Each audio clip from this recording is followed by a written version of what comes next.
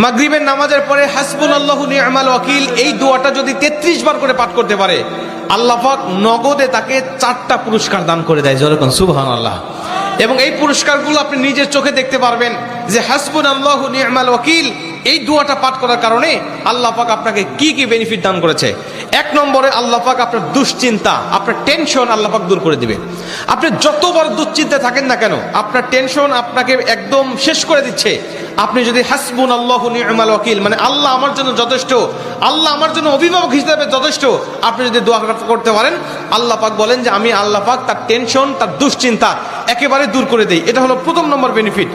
দ্বিতীয় নম্বর বেনিফিট হলো যে এই দোয়াটা যদি কোনো ব্যক্তি নিয়মিত পাঠ করতে পারে, রাসূল সাল্লাল্লাহু আলাইহি ওয়াসাল্লাম বলেন যে আল্লাহ রাব্বুল আলামিন তার বিপদ আপদ বালা মুসিবত আল্লাহ পাক দূর করে দেয়। এটা আল্লাহ পাক নিজেই তার জন্য সাহায্যকারী হয়ে যায়।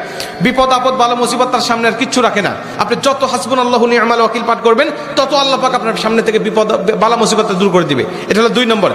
3 নম্বরে নবীজি সাল্লাল্লাহু আলাইহি ওয়াসাল্লাম বলছেন যে ব্যক্তি হাসবুনাল্লাহু নি'মাল ওয়াকিল বেশি বেশি পাঠ করবে, আল্লাহ রাব্বুল আলামিন সে যদি কারোর দ্বারা জুলুম শিকার হয়ে থাকে, সে মাজলুম, তার উপরে কেউ জুলুম করেছে, তার উপরে কেউ কষ্ট দিয়েছে, তাকে এই কষ্টটা সে পেয়ে আল্লাহ পাকের কাছে হাসবুনাল্লাহু নি'মাল ওয়াকিল পাঠ করেছে, আল্লাহ পাক বলেন নিজেই আমি ওই মাজলুমের পক্ষে হয়ে যাই, জালিমের বিপক্ষে আমি আল্লাহ নিজের অবস্থানটা দাঁড় করা দেই। যেরকম সুবহানাল্লাহ।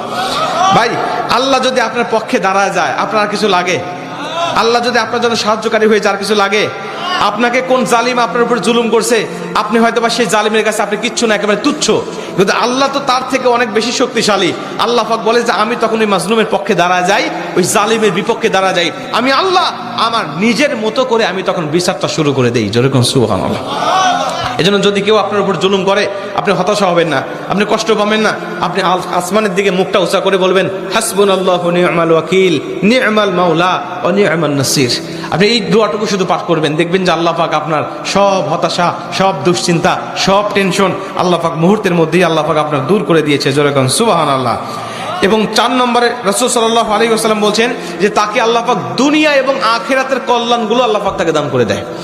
দুনিয়াতে যত কল্যাণ, যত খারাপই আছে এগুলো দূর করে দেয়, কল্যাণগুলো আল্লাহ পাক দান করে দেয়। আবার আখিরাতের যত কল্যাণ লাগবে আপনার সব কল্যাণগুলো আল্লাহ পাক আপনাকে দান করে দিবে। আল্লাহ পাক আমাদের সবাইকে এই 4টি ফজিলতগুলো পাওয়ার আশায় হলেও আল্লাহ পাক আমাদের সবাইকে এই হাসবুনাল্লাহু নি'মাল ওয়াকিল এটা মাগরিবের পরে 33 বার, অনেক মুহাদ্দিস বলছেন ফজরের পরে 33 বার, যদি কোনো ব্যক্তি 11 বার পড়তে চায় সমস্যা নেই, কিন্তু 33 বার পড়তে পারলে সবচেয়ে ভালো ফলাফল পাওয়া যায়। আপনারা অধিকাংশ 33-এর অধিক পড়লেও কোনো সমস্যা নেই। এক কথায় যে ব্যক্তি হাসবুনাল্লাহু নি'মাল ওয়াকিল বেশি বেশি পাঠ করবে, আল্লাহ পাক তাকেই এই ফজিলতগুলো দান করবে। যেরকম সুবহানাল্লাহ। যতগুলো আমলের কথা বলা হয়েছে আল্লাহ পাক আমাকে সহ সবাইকে